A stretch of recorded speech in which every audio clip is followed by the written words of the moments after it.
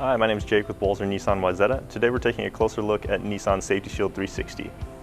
Alright, well, what is Nissan 360 Safety Shield? Well, it is a completely comprehensive suite of 6 safety technologies that Nissan utilizes in all of their products to help keep you and your family safe when driving your vehicle on the road.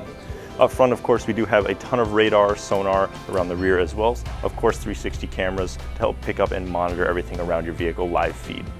Up front, a couple of the safety technologies would be your automatic high beams, emergency braking with pedestrian detection, so it will detect a pedestrian or person walking in front of you that you may or may not see, and it will emergency brake the car for you.